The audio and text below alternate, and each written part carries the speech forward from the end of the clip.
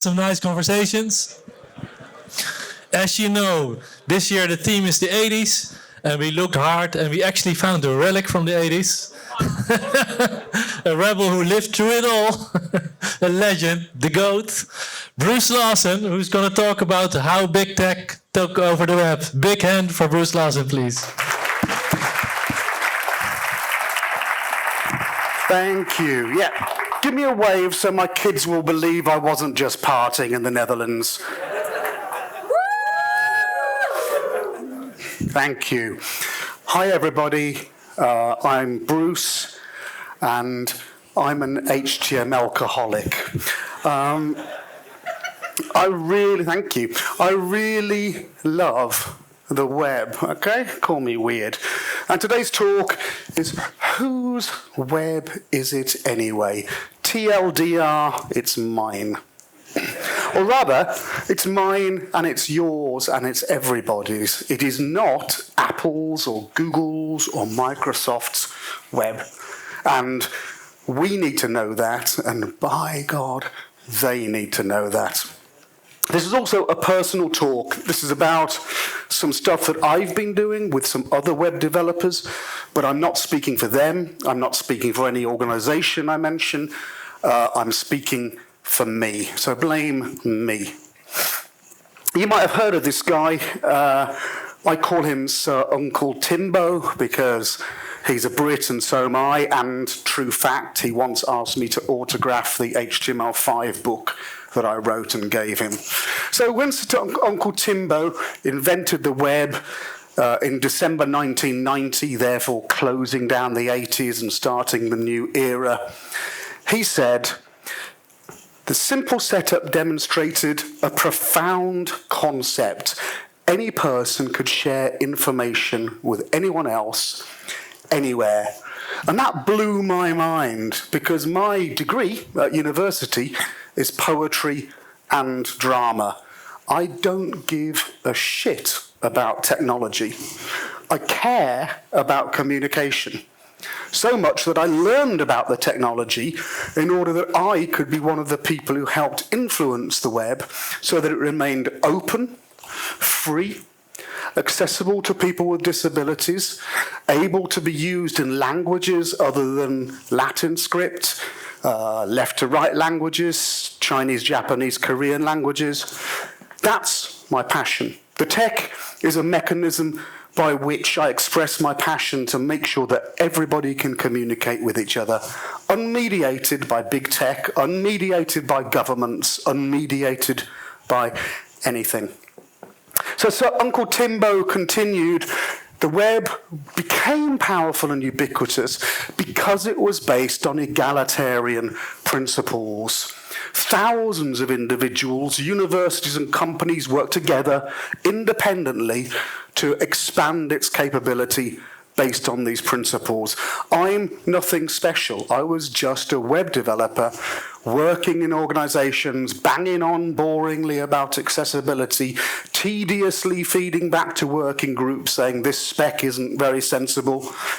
There were hundreds of thousands of us, from Bombay to Birmingham to Belize, all mailing in, sharing ideas. And so Uncle Timbo said the primary design principle underlying the web's usefulness and growth is its universality.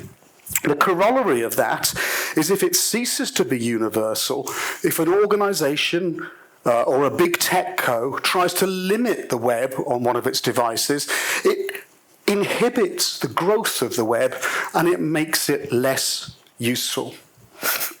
I spent 8 years traveling around, and one thing that I love to say, it's the World Wide Web. It's not the wealthy Western web.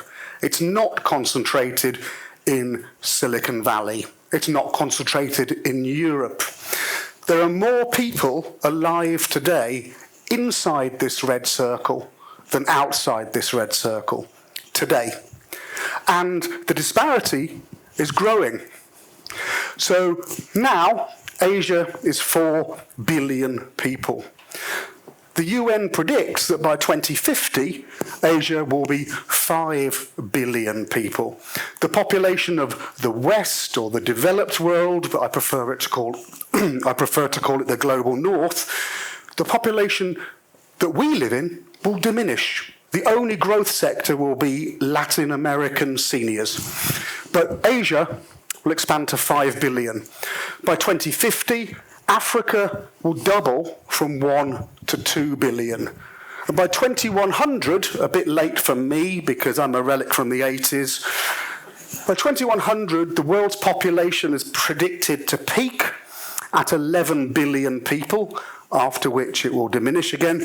The population of Africa will be 5 billion by 2100.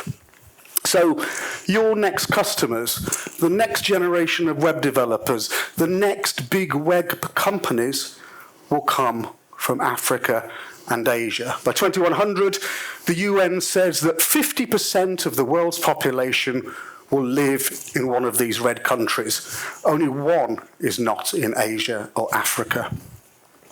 But all countries are not created equal.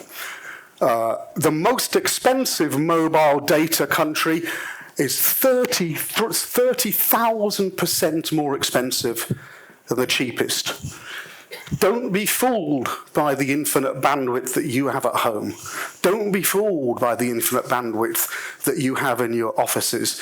Your next customers don't have that. Every megabyte costs them money. Speed is not equal. The median speed where I am in the UK is 28 megabits a second. Hong Kong, it's 112 megabits a second. In Rwanda, it's 0.81 megabits a second.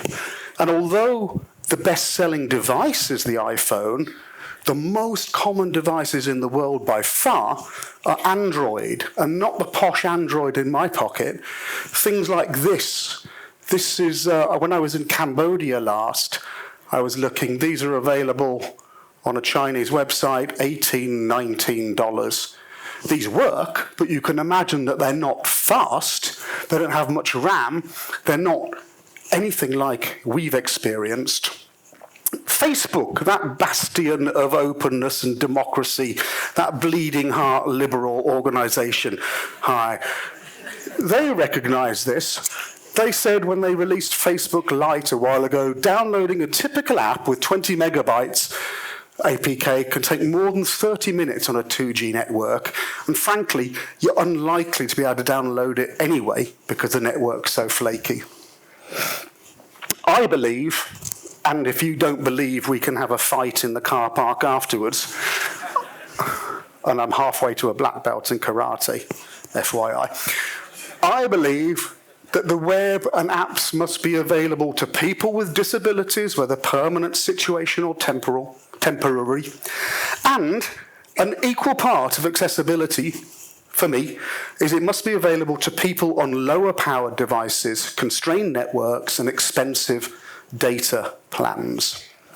Which is why, about 13, 14 years ago, I was working for a browser, speaking at a conference in Amsterdam, and we sat down with some people from Google and Firefox, and I think somebody from Microsoft was there, just to hash out the idea of making apps, because that's the next big thing, or it was then, and it still is now, making apps that people in the more constrained environments can consume. And we came across something, it changed its name, it's now called Progressive Web Apps. But these are websites progressively enhanced. Your website can be an app. You can save them to the home screen, open full screen, and you probably know this, so I'll go fast. They can work offline using the web standard service workers, but they're a much smaller initial install because you only download the very basic skeleton, and then as you go through the app, it sucks things down from your website as required. Whereas with a native single platform app for iOS or Android, you have to download the whole thing at the beginning, which is a no-no already for many people in Africa or Asia. You've almost certainly used a PWA, even if you don't know. Here's an example written by a friend of mine in the UK called Stuart. It's a little game. It opens full screen on Android. There it is on iOS. And there it is on a very constrained device running Opera Mini, which can't do PWAs. But you just get a website. Nobody gets a worse experience, and people who can get a better experience get a better experience. Unsurprisingly, the first wave of progressive web apps that we saw came out of Asia and Africa. Why? Because the developers who lived there understood the environment in which their customers lived. Very constrained Android devices, very constrained networks, unwilling to download 250 megabytes every time you make a tiny change of your native app. But we saw something that we didn't really expect. In Europe and the US, people started to make progressive web apps because they recognized that PWAs give you extra webby goodness. I'm available for branding consultations. They realized that PWAs are not poor man's apps. They actually have strengths that they recognized from the web that you don't get with single platform native apps. Write once, run anywhere. The promise of the web, since Sir Uncle Timbo invented it, is that the web runs on any device with a browser. It's too expensive for many businesses or charities or volunteer groups. It's too expensive to pay somebody to write in Kotlin or Flutter or whatever the crap iOS is written in. It's cheap to write HTML, CSS, JavaScript once and it run in browsers on any devices. It's also the advantage that it's free. It's open standards. The web is mature. We've had the web for 35 years. Accessibility on the web is a solved problem. It might not be for developers, but accessibility on the web is a solved problem. And you don't have to pay $99 for a developer license to write web stuff. There's no gatekeeper. You publish what you want. If your app doesn't conform to Californian Puritan morals, so it wouldn't be allowed in an app store, that's okay. You publish your PWA on your website and ignore the gatekeepers. It's instantly updatable because it's your website progressively enhanced. If you need to change something, you push it to your server, the next person who comes to your app gets the new version. I have a friend in Estonia who runs a highly private and secure service for documents and photos, and he needs to push security updates. But sometimes Apple or Google make you wait 3 or 4 days to approve something in the App Store. When he moved to a PWA, it was instantaneous. And there's no outside interference. Nobody can control the web. So recently, the Russian government told Apple to remove 100 VPN apps from the App Store in Russia. Apple did. But they couldn't do that. The Russian government couldn't command that from your website. We know that developers love PWAs. In last year's State of JavaScript, the second most used set of APIs, even more than geolocation or WebGL, were progressive web apps. All the slides are on the web if you want to click through to the links, by the way. Even Apple adopted PWAs. They branded them as home screen web apps, but they are progressive web apps. My belief, my personal belief, I'm speaking for me, my belief is they adopted them as a fig leaf to cover themselves with plausible deniability when governments and regulators accused the Apple App Store of being competition stifling monopoly. So when the Australian competition regulator came knocking at Apple's door about the anti-competitive App Store from which Apple can take 30% of all payments and charges. Apple said, progressive web apps eliminate the need to download a developer's app through the App Store. They're built using common web technology like HTML5, but they have the look, feel, and functionality of a native app. So let's test that. This is Farmbound, my friend's game, on a Chromium browser on Android. You can see this is how you make it a progressive web app, a link tag in your header to a manifest that tells the browser and the operating system the short name, the icon to show on the home screen, etc. And Chromium has seen this manifest, and so it offers this install prompt. My friend Stuart didn't have to code the prompt. Chromium on Android has seen that this is installable, and it offers it. You click install, and it gets saved to your home screen with an icon, and it's a progressive web app. On iOS, there's no install prompt. You have to hit the share button, because of course to install something you'd hit the share button. And then you scroll down below the fold, because add to home screen is hidden. Then you have to click add, and finally, it's on your home screen. And as anybody in your marketing department or your UX department will tell you, every extra click is friction, and every bit of friction lowers the amount of people who will actually perform the task, even if they knew that add to home screen was there in the share menu under the fold. But Apple also offers something called smart app banners. It's not a link tag, this is a meta tag. But it's not trying to install a progressive web app, it's trying to install something from the App Store. Apple says smart app banners vastly improve the user's browsing experience. Smart app banners provide a consistent look and feel that users come to recognize. Similar kind of consistent look and feel to the install prompt on Android, perhaps, you might think. And it looks like this. This is some random site called Yuka, and iOS has added this smart app banner. Very similar to the Android install prompt for a PWA, but this is trying to get you to install something from the App Store. It's hard to see why Apple provides this, but not install prompts. And when I say hard to see, I mean because it's on very small font or in grey on a white background. So I've emphasised it there. In-app purchases. If Apple can help companies push consumers to install a native app from the App Store, which is the only way to get an app on iOS, if you have to pay for the app, Apple get 30%. For in-app purchases, Apple get 30%.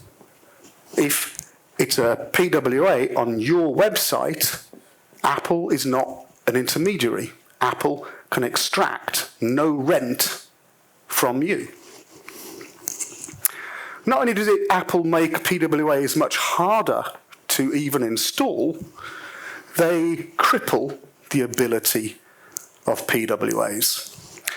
On the left are some of the most useful app-like APIs in web standards. This is a Chromium browser on Android. I took these screenshots 2 or 3 days ago. This is any browser on iOS, whether it be Safari, Chrome, Firefox, Vivaldi, etc. All of the most useful app-like APIs do not exist for websites on iOS. They exist for native apps in the App Store that get 30% commission to Apple, but they don't exist for web. They do exist for Safari on the Mac, most of them, weirdly. And the reason that every browser on iOS is like this is because the App Store Rule 2.5.6 says that apps that browse the web must use the appropriate WebKit framework and WebKit JavaScript. This is the same thing that powers Safari. Apple controls it, Apple distributes it, Apple decides what goes in it, Apple crucially decide what doesn't go in it. The upshot of that is the illusion of competition, an illusion that has fooled many, many regulators and many web developers.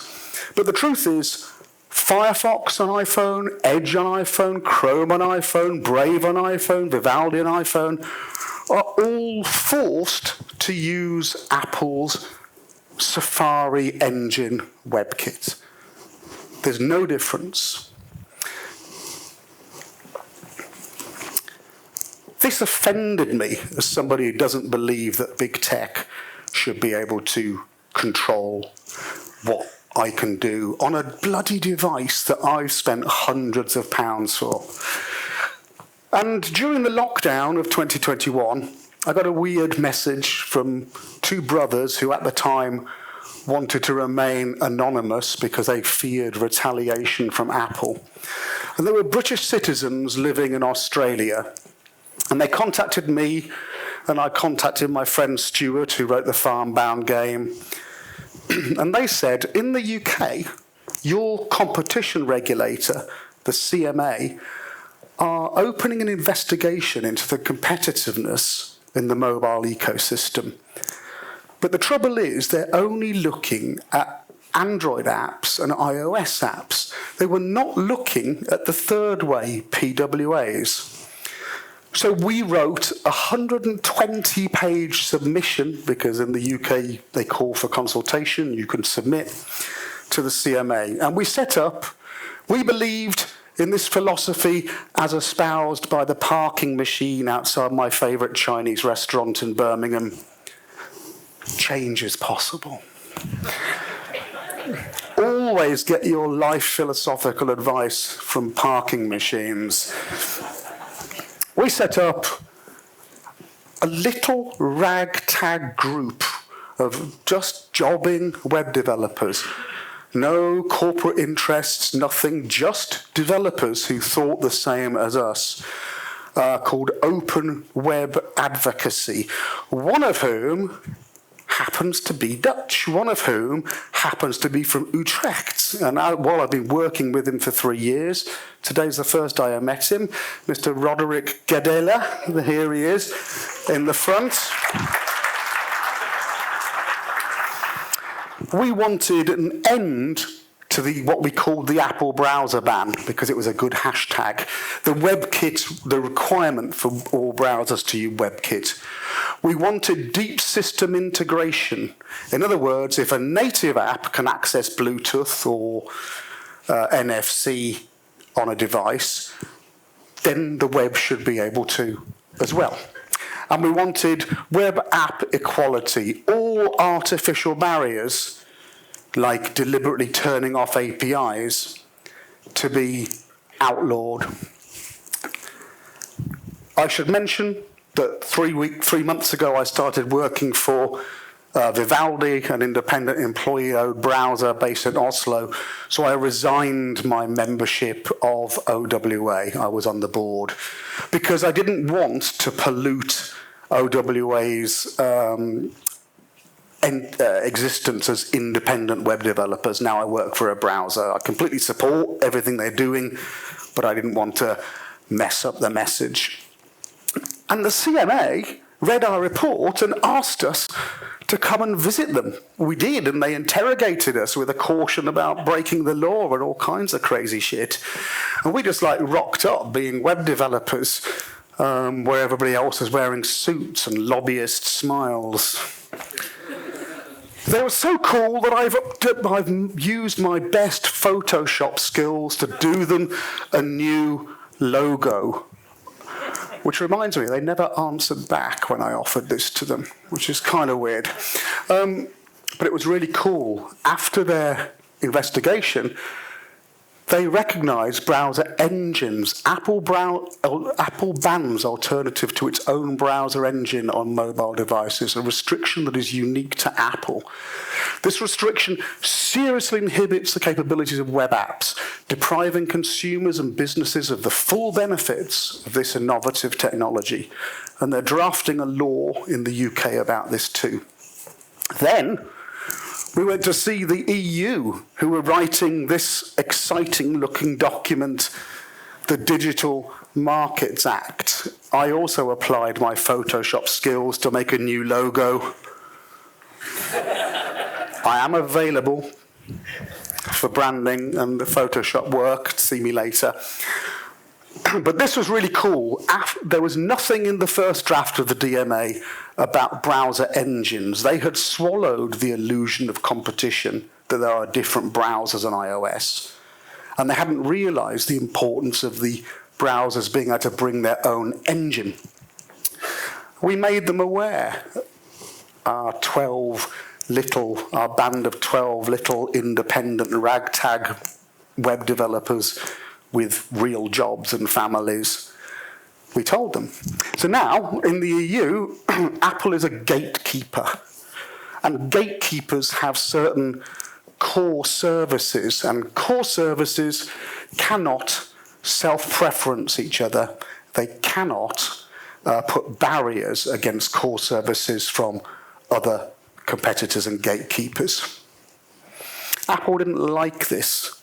They announced a whole raft of changes, complaining about the EU. They said.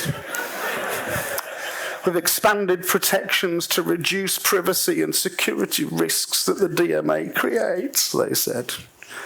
Poor loves.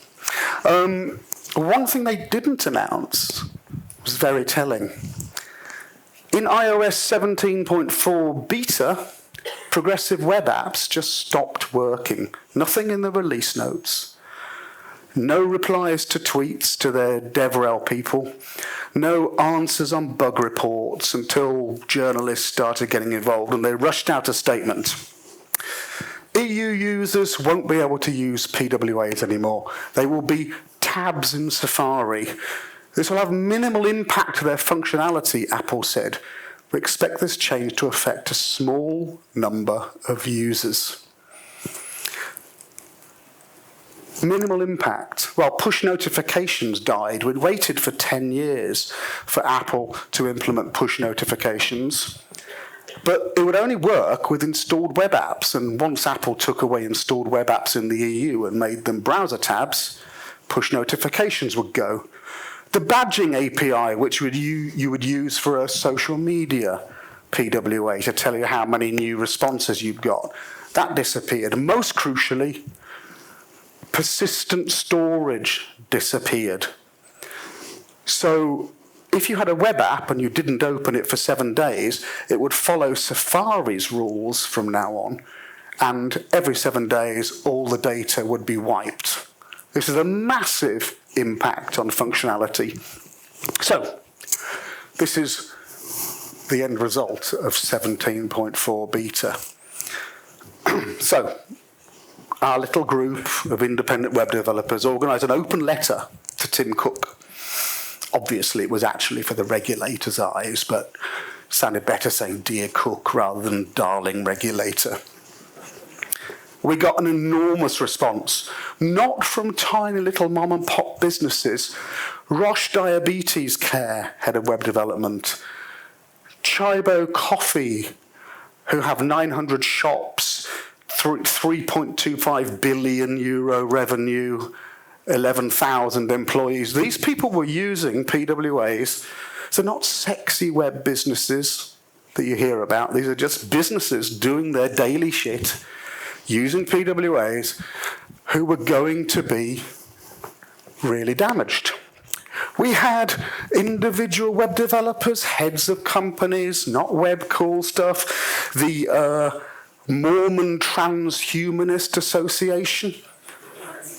I didn't know there was a Mormon Transhumanist Association, but as Uncle Timbo said, that's the beauty of the web. Anybody can publish anything. Hurrah for the Mormon Transhumanist Association. In the end, we had 5,308 signatories. MEPs, people from W3C, Vercel, names big and small. Journalists took notes. Well, we rang them up, actually, but And they asked the EU what's going on. The EU said, we're looking into the issue of PWAs. We've sent requests for information to Apple and to web developers. By the time we heard Apple's plans, it was 2 weeks before the deadline. And my speculation is the reason they wanted to do this was because after the DMA started to be enforced, if Safari could do something like install PWAs, they would have to allow it to other browsers. And if other browsers had their own engines with more APIs, this could be a genuine competitor to the 30% tax app store. So Apple caved in. We've received requests.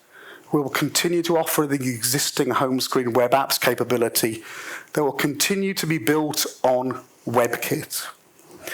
We staved off the apocalypse, but we didn't win anything. WebKit is still the only browser engine that can run a PWA, and it's the most hamstrung browser engine for app-like capabilities. We know that real Chromium running the Blink rendering engine works on iOS. You can build it. 2 years ago, I saw real Blink with all of the APIs you've got in Chrome and Android running on an iPhone. Super slick, super fast. And the EU muttered, contrary to Apple's public representation, the removal of home screen web apps on iOS in the EU was neither required nor justified under the DMA.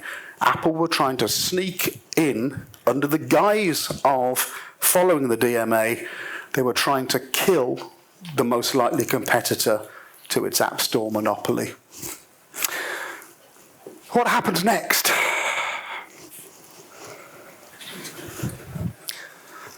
No idea. Right? I might have been a crap talk, but it was a good joke. What do you think happened to that deer's eyes? Right, well, the DMA has big teeth. It can fine a gatekeeper for breaking the rules 10% of its worldwide turnover. For a repeat offence, 20%. And because it's worldwide turnover, companies can't do that accountancy thing of squirrel all their money through Mauritius and say, oh, we only earn £5 in the EU. Apple's unlikely to want to risk 10% of its worldwide turnover. But Apple loves to play close to the wind. There's a very interesting interview filmed on a webcam with 7 students at a university with the ex-former general counsel of Apple. He said Apple have a legal budget of $1 billion annually. Our little group has a legal budget of $0, because we have a budget of $0. But this guy said the way Apple works is that get close to a risk, be prepared to manage it if it goes nuclear, but get as close to the risk as you can, because that's where the competitive advantage occurs. That's probably why they wanted to take away PWAs in the EU, to see how far they could push the EU. We're up against a big one. Apple employees were very sad, of course. Do we really want to live in a 95% Chromium browser world? That would be a horrible future for the web. We need more voices, not fewer. Well, I agree with this Apple rep. We need more voices on iOS, too. Not just one voice, WebKit. What I want, personally, is for Apple to set Safari free. WebKit, the engine inside Safari, runs on Windows. There used to be Safari Windows. WebKit runs on Linux and Android. Apple could make a Safari that runs everywhere, like Chrome, running WebKit as an alternative to the Blink engine in Chromium. If anybody has the marketing clout, the brand loyalty, the brand recognition, and the marketing budget to compete against Google, it's Apple.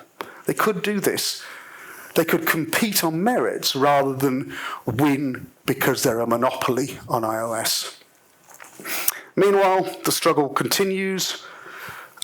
Open web advocacy have also sent a shot across the bows of Google saying that it has to open up installing PWAs on Android. We want openness. We don't want any gatekeepers limiting the ability of the web on their devices. We want your choice for browsers to be respected. OWA and the organisation that I work for now, Vivaldi, we wrote to the EU complaining about Microsoft's dirty tactics on desktop. Desktop isn't as sexy as mobile, so the regulators haven't looked at it as much. But I'll bet that you, like me, spend 8 hours a day in a browser on a laptop or a desktop. It's where people spend a lot of time. The thing we were complaining about is if you have a brand new Windows computer, it only has Microsoft Edge installed on it. Microsoft Edge sends searches to Microsoft Bing. So if you try to download an alternative browser, Microsoft sponsors a result in Microsoft Bing or Microsoft Edge or Microsoft Windows to tell you don't need to download a new web browser. And this is important because there's only a handful of European web browsers, and they don't have operating systems or hardware or search revenue to fund them. They live and die by being a web browser. And if European web browsers all go out the market, 500 million people in the EU, all of their data is flowing through browsers run by big American corps that the EU governments and legislators have much less control over. I'm no fan of AI, but lots of browsers have AI in them, including the EU browsers. If the EU browsers die, all of the AI that we will use will be trained by Sam Altman and Elon Musk, and that's not a future I look forward to. This is a picture of me that my daughter drew. I only just noticed that it appears to have me farting Einstein's theory of relativity. I don't know why, and if we sit next to each other later, I promise you that's not true. Your take-homes are, consider making a progressive web app. It's much more accessible to people with disabilities than Flutter or React Native. I always get those confused. Follow and support open web advocacy. You can't become a member. There is no membership. We're just a loose confederation of like-minded people. You can donate to help fund trips to the EU, etc. But what I really want you to do is see what's happening in the world. Sometimes you see these court cases and you think, yeah, what's that to do with me? But my ex-colleagues at Open Web Advocacy are very good at explaining what that means to you as a web developer. If regulators ask for your opinion, tell them your voices will be heard. Mine was, and for God's sake, look at me, I'm nothing special. But if you tell the truth about your business or about your interests, they will listen to you. Use an independent European browser if you can. Help support them. In answer to the question, whose web is it anyway? It's not Microsoft's, it's not Google's, it's not Apple's web. It's not a series of computers. The web is not clouds. The web is, and the web belongs to, this blind bloke in Toronto. The web belongs to these African women in a village. The web belongs to these women I met on a bus in Kerala in South India. The web belongs to this woman in a wheelchair in Bangkok. The web belongs to this man in a metro in New York. As Sir Uncle Timbo said, why should you care? Because the web is yours. It's a public resource upon which your business, your livelihood, your government depend. We create the web. Look, I'm looking at 700 glamorous duchies now. You're here because you make a good living from the web. Pay it forward, keep it open, own the web. It is yours. Make sure the next generation have an open web like we inherited to build our businesses and livelihoods on. Because it is yours, it's mine, it's theirs. It is for everyone. Dankjewel.